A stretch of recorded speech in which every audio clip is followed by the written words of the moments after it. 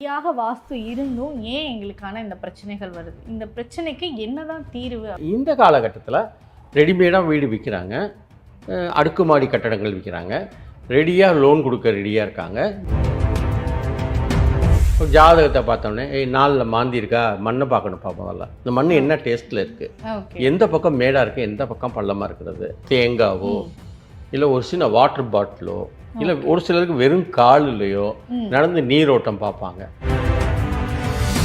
வாஸ்து புருஷன் ஈசானியத்தில் தலை வச்சு குப்பரப்படுத்திருக்க அவரோட எந்த கால்கள் எந்த பக்கம் இருக்கு, தெற்கில் எந்த கால் இருக்கு, மேற்கில் எந்த கால் இருக்கு. பல வீடுகளில் ஈஸியாக கட்டுருவோம். உங்கள் வலது காலில் நோவு இருக்கா?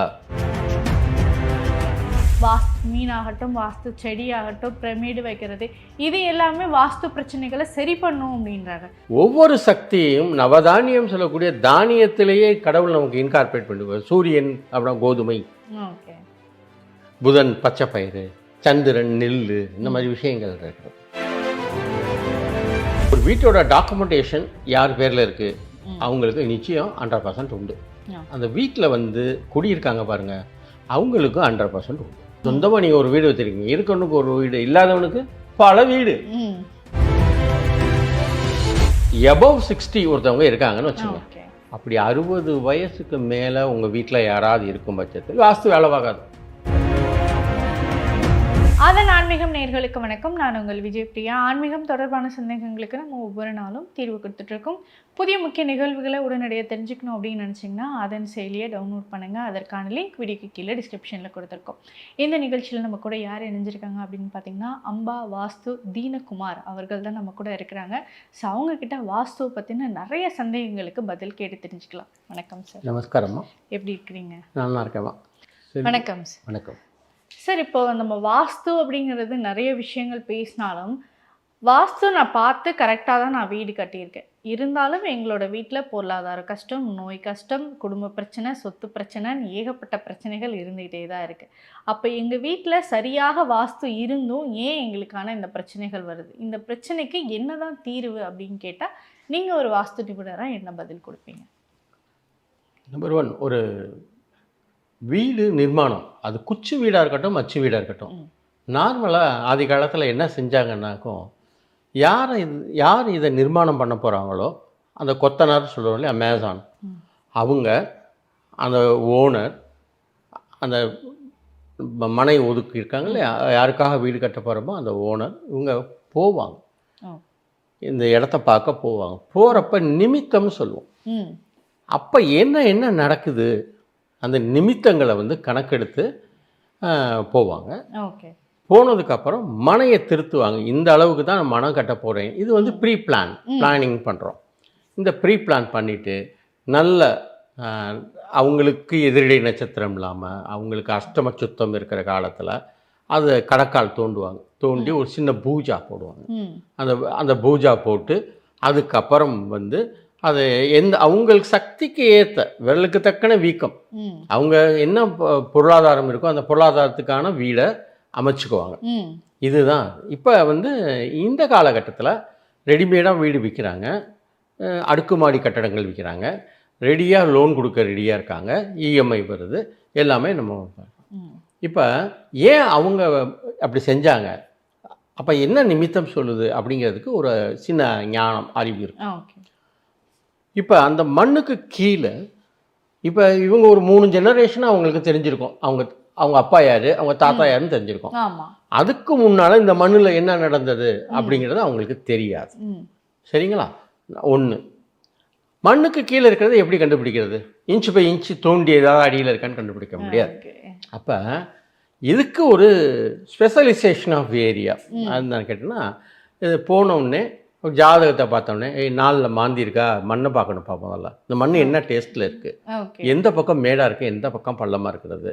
அவங்களுக்கு சாதாரண ஒரு சின்ன இன்ஸ்ட்ருமெண்ட்ஸ், ஒரு தேங்காவோ இல்லை ஒரு சின்ன வாட்டர் பாட்டிலோ இல்லை ஒரு சிலருக்கு வெறும் காலிலையோ நடந்து நீரோட்டம் பார்ப்பாங்க.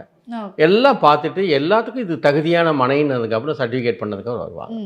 இப்போ இந்த காலத்தில் அது முடியலை.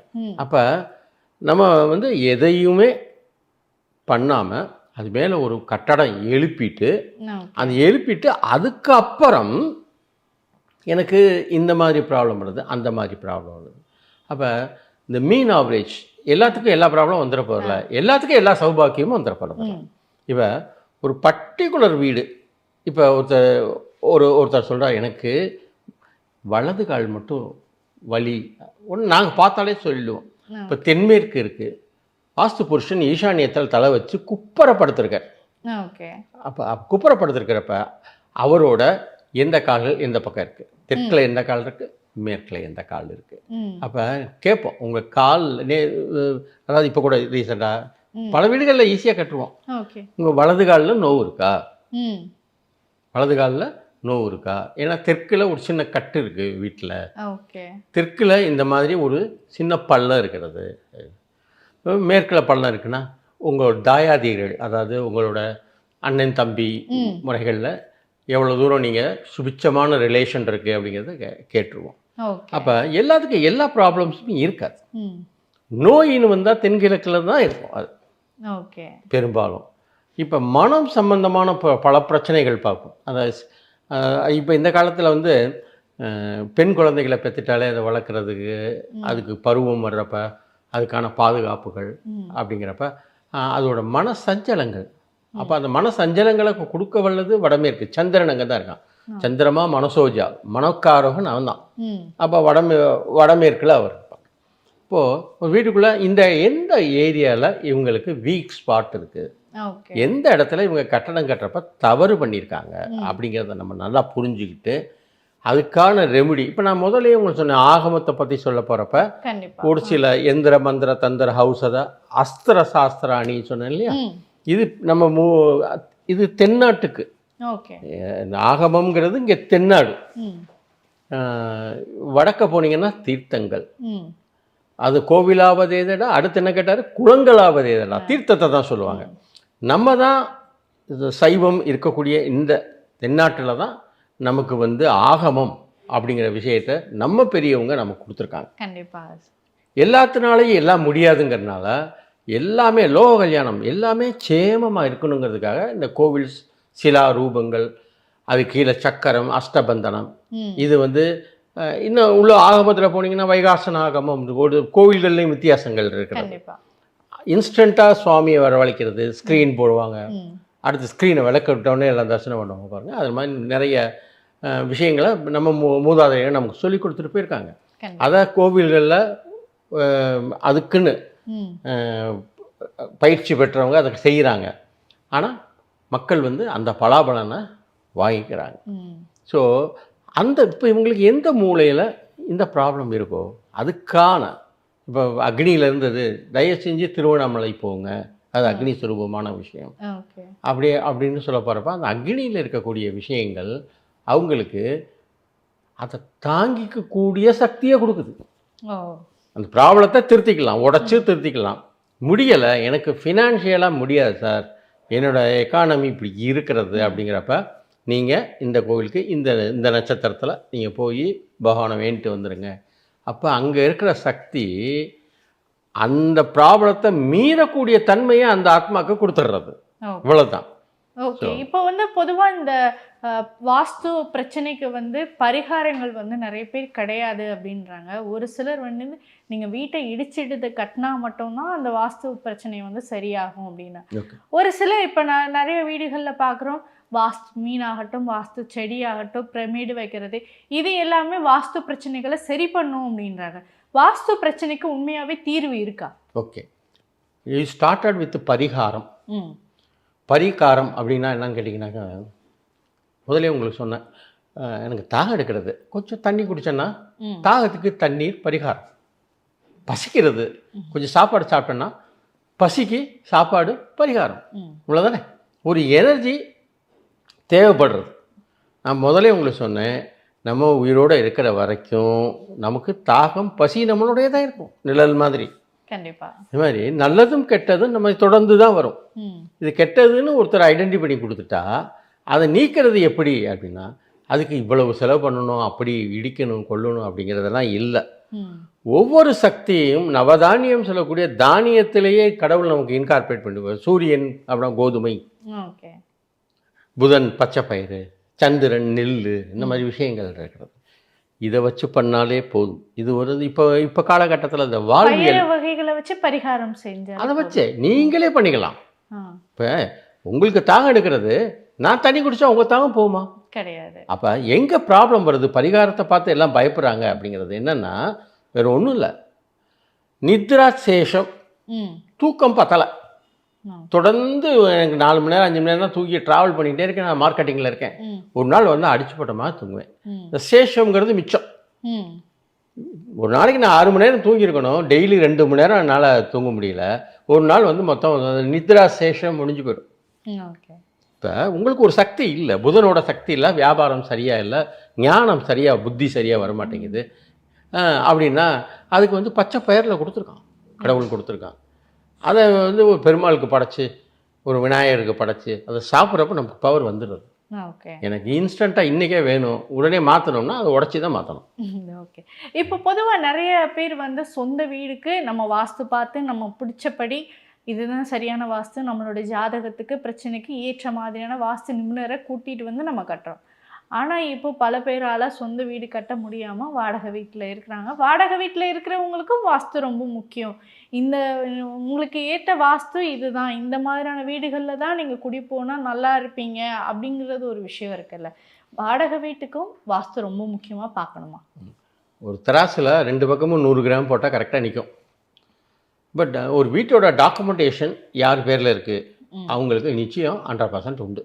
அந்த வீட்டில் வந்து குடியிருக்காங்க பாருங்கள், அவங்களுக்கும் 100% உண்டு. இதில் எந்தவித மாற்று கருத்தும் இல்லை என்னை பொறுத்தளவுக்கு, என்னோட அனுபவம். இப்போ அவருக்கு வாடகை வரணும், இவங்க சரியாக இருந்து எக்கனாமிக்கலாக நல்லா இருந்தால் தான் வாடகைங்கிற பணம் அவங்களுக்கு போய் ஓனருக்கு போய் சேரும். ஸோ அதை வாஸ்துப்படி நல்லபடியாக செஞ்சிடணும். அவர் செய்யலை, அவசரத்துக்கு ரொம்ப டிமாண்ட் இருக்குங்க, ஒருத்தர் வாடகைக்கு வந்துட்டார் அப்படின்னா வேறு ஒன்றும் இல்லை. அதுக்கான கோவில்களை, அதாவது நம்ம ட்ராவல் பண்ணி அங்கே போகணுங்கிற அவசியம் இல்லை, அதுக்கான விஷயத்துக்கு புரிஞ்சுக்கிட்டா, அந்த ஞானம் உங்களுக்கு உள்ளே வந்துட்டா கட்டாயம் அதுக்கு நிவர்த்தி ஆகிடும். ஓகே. நீங்கள் ஏன்னா இருக்கிறவனுக்கு ஒரு வீடு, இப்போ சொந்தமாக நீங்கள் ஒரு வீடு வச்சுருக்கீங்க, இருக்கிறவனுக்கு ஒரு வீடு, இல்லாதவனுக்கு பல வீடு.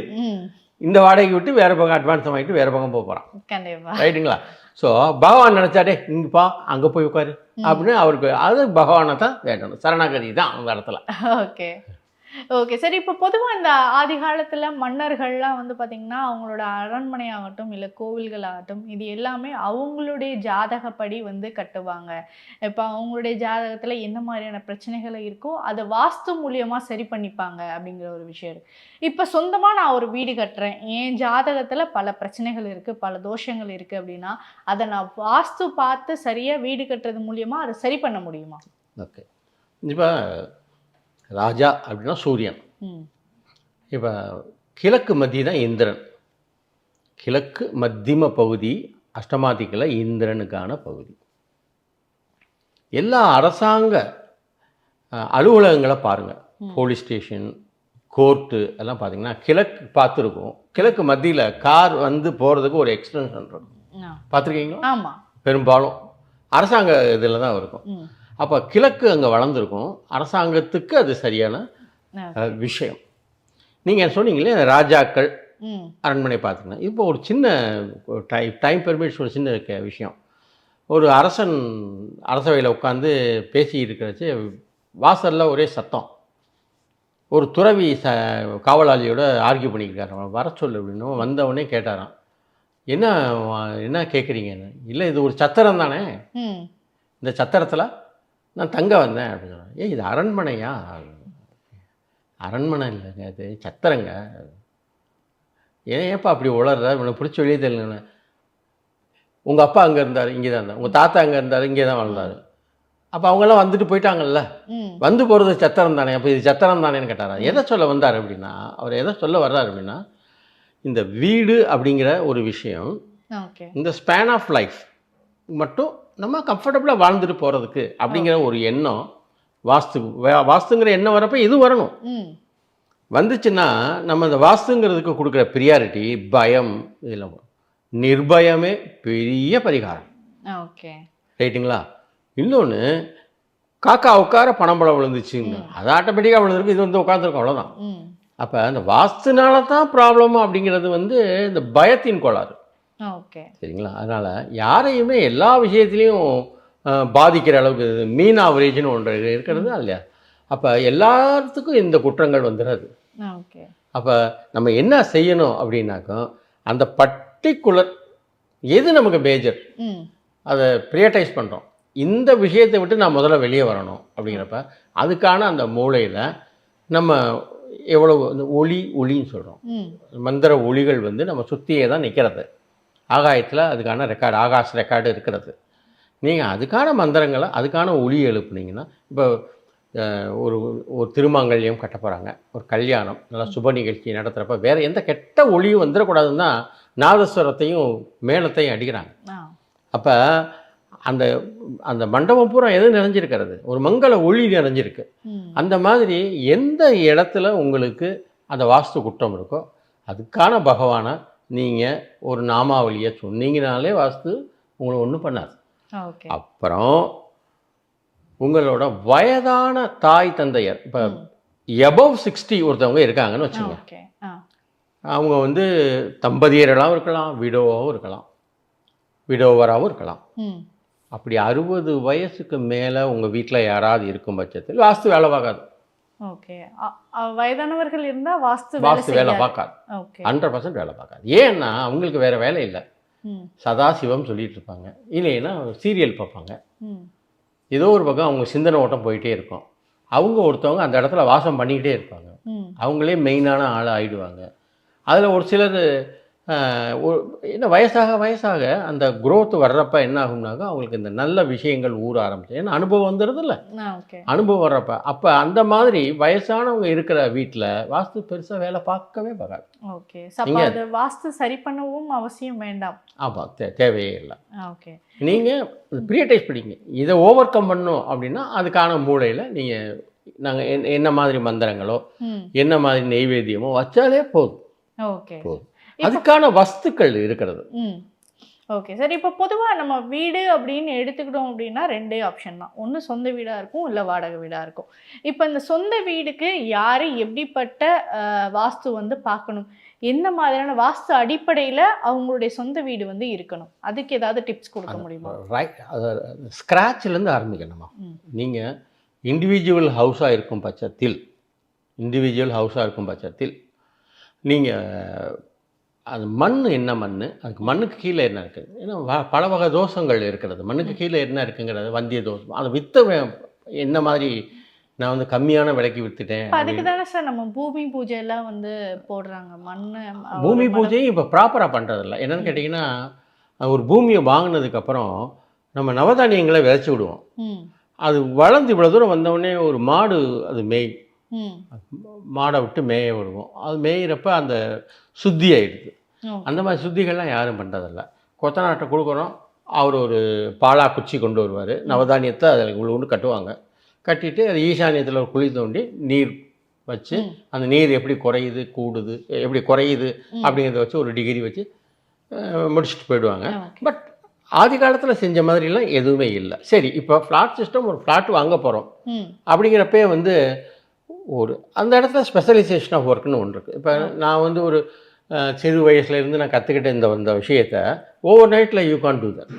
Rome is not built in overnight. கண்டிப்பாக. அப்போ அதுக்கானவங்க வந்தாங்கன்னா அவங்க உங்களை அட்வைஸ் பண்ணுவாங்க. அப்போ தான் ஒரு வாஸ்து நிபுணரோட தேவை வர்றது. Okay sir. இப்போ இந்த வாடகை வீடு அப்படின்னு ஒரு பக்கம் இருந்தாலும் நமக்கு இப்போ எல்லாமே ஃபெசிலிட்டிஸ் வந்து பக்கமாக இருக்கா அப்படிங்கிறது தேர்ந்தெடுத்து தான் ஒரு வாடகை வீடே தேர்ந்தெடுப்பாங்க. எனக்கு வேலைக்கு போக பக்கமாக இருக்குது, குழந்தைங்களுக்கு ஸ்கூல் பக்கமாக இருக்குது, மார்க்கெட் பக்கமாக இருக்குது அப்படிங்கிறத செலக்ட் பண்ணி, இந்த இடத்துல நான் வாஸ்து பார்த்து தான் நான் போவேன், வாஸ்து இதெல்லாம் சரியாக இருக்கா, இது சரியாக இருக்கா அப்படிங்கிறத நான் எப்படி பார்த்து போகிறது, அது ரொம்ப முக்கியமாக வாடகை வீடுக்கு? வெரி சிம்பிள்மா. நான் ஒரு கம்ஃபர்டபுளான இடத்துக்கு, நீங்கள் சொன்னது கம்ஃபர்டபுளான இடத்த பார்த்து நான் போகிறேன். இல்லைன்னா நான் போய் உட்காந்துக்கிட்டு என் இடத்த கம்ஃபர்டபுளாக ஆகிக்கிறேன். இவ்வளோதானே, 2 விஷயம் தானே. ஒன்று, எனக்கு கம்ஃபர்டபுளான இடத்த கண்டுபிடிச்சி நான் போயிடுறேன். இல்லை, எனக்கு கம்ஃபர்டபுளான இடத்துக்கு போகிறேன், அது கம்ஃபர்டபுளாக இல்லைன்னா அதை கம்ஃபர்டபுளாக மாற்றிக்கிறேன். அது எப்படி மாற்றுறது, அதுக்கு ஏதாவது? அதை தான் நான் இப்போ நம்ம போன கொஸ்டினில் உங்களுக்கு நான் பதில் சொன்னேன். சாதாரண நவதானியங்களை வச்சே கூட அதை நம்ம சரி செஞ்சுக்கலாம். பட் இதுக்கு இதுதான் அப்படிங்கிற அந்த நாலேஜை நீங்களே படித்து தெரிஞ்சுக்கிறதுக்குள்ள வயசாகிடும். அதுக்கு ஒரு ஸ்பெஷலைசேஷன் இருக்குது. அந்த ஏரியாவில் இருக்கக்கூடிய வாஸ்து நிபுணர்களை கூப்பிட்டு இங்கே பார்த்துட்டு, சரிம்மா இந்த இடத்துல இது மட்டும் வீக்காக இருக்குதுன்னு சொன்னால் அந்த இடத்துல நீங்கள் அதில் ஒரு சிறு சிறு மாற்றங்கள், அதாவது எல்லாமே உடைச்சி தான் கட்டணும் அப்படிங்கிற அவசியம் இல்லை. ஓகே. ஒரு சிறு மாற்றங்கள், ஒரு மாமாங்கம் சொல்லக்கூடிய 12 வருஷத்துக்கு பண்ணக்கூடிய தன்மைகள் இருக்கிறது. ஓகே. அந்த மாதிரி விஷயங்களை அங்கே, அதாவது ஈஸி டு ரீச், ஒரு 100 ரூபாய் 200 ரூபாயில் வாங்கி அதை இன்கார்பரேட் பண்ணி அதுக்கான நாம ஒளிகளை சின்சியராக பண்ணுறப்பயே அது உங்களுக்கு சுபிட்சத்தை கொடுக்கும். Okay sir. இப்போ இந்த சொந்த வீடு, வாடகை வீடு இது ரெண்டுமே பேசிட்டோம். இந்த அப்பார்ட்மெண்ட்டில் குடியிருக்கிறவங்களுக்கும் இந்த விஷயங்கள் அதுதான். நம்ம அப்பார்ட்மெண்ட் வந்து 3 விஷயங்கள் தான் ரொம்ப ரொம்ப முக்கியம். போன இதுலேயே சொல்லியிருக்கேன் நான். உங்களுக்கு என்னென்னா, மெயின் வாசல் கொடுக்கப்பட்ட கார்ப்பரேட் ஏரியா சதுர செவ்வகமாக இருக்கா, அதுக்கு ஓடிஎஸ் எந்த பக்கம் வென்டிலேஷன் வருது, ஓகே, ஏதாவது ஓடிஎஸ் இருந்தால் சரியான இடத்துல இருக்கா, அந்த 3 விஷயங்களை மட்டும் பார்த்துக்கிட்டாங்கனாலே அவங்களுக்கு வந்து ஆட்டோமேட்டிக்காக நல்லபடியாக அமைஞ்சிரும் அது. ஓகே. ஏன்னா அப்பார்ட்மெண்ட்டை பொறுத்தளவுக்கு அவ்வளவுதான் பார்க்க முடியும். ஓகே. ஸோ நிறைய இன்னொரு இந்த இடத்துல இன்னொரு பாயிண்ட்டு, இப்போ ஒரு பால் விலை கூடிடுச்சுன்னு வச்சுங்களேன். என்னோட எக்கானமிக்கு வந்து 1/2 லிட்டர் வாங்கின இடத்துல கொஞ்சம் குறைச்சி தான் வாங்க முடியும். ஒரு கெஸ்ட்டு வந்துட்டாங்கன்னா கூட ஒரு கப் காஃபி கொடுத்தா தான் 1/2 காஃபி. இது கேஸ்கேடிங். இது வந்து காமனான ஒரு ப்ராப்ளம். பால் விலை உங்களுக்கு மட்டும் ஏறிட்டல, எல்லாருக்கும் ஈக்குவலாக தான். இப்போ நீங்கள் ஒரு அப்பார்ட்மெண்ட்டில் குடியிருக்கீங்க, ஒரு 4-5 வீடு வாடகைக்கு விட்டுருக்காங்க, ஒரு 3 பேருக்கு வாடகை ஏற்றலை, பர்டிகுலராக உங்களுக்கு மட்டும் வாடகை ஏற்றுறாங்க. இது இண்டிவிஜுவல் ப்ராப்ளம் இல்லைங்களா? ஆமாம். அப்போ நீங்கள் ஒரு வீட்டுக்குள்ளே போயிட்டீங்க, அந்த வீட்டில் இண்டிவிஜுவலாக ஒரு ப்ராப்ளம் இருக்குன்னா அதை இண்டிவிஜுவலாக நீங்கள் தான் சால்வ் பண்ணிக்கணும் இல்லைங்களா? அப்போ ஒரு நிபுணரை கூப்பிட்டு அதை சரி பண்ணி பார்த்துக்கணும். Okay sir. சார் நிறைய விஷயங்கள் பேசணும். இந்த வாஸ்துகளை பற்றி நிறைய குழப்பங்கள் இருந்தாலும் நிறைய பிரச்சனைகளுக்கு வாஸ்து ஒரு தீர்வாக இருக்கும் அப்படின்னு நிறைய பேர் வந்து நிறைய விஷயங்கள் சொல்லியிருக்கிறாங்க. ஸோ வாஸ்துக்கு இப்படிலாம் கூட பார்க்கணும், இதை தான் செய்யணும், சொந்த வீட்டுக்கோ இல்லை வாடகை வீட்டுக்கோ இல்லை அடுக்குமாடி குடியிருப்புகளில் இருக்கக்கூடியவங்களுக்கும் இப்படி வாஸ்து பார்த்தீங்கனாலே போதும் அப்படிங்கிற ஒரு விஷயத்த ரொம்ப எளிமையாக இந்த நேர்காணலை எங்களுக்காக கொடுத்துருக்கீங்க. மிக்க நன்றி. தேங்க்யூம்மா.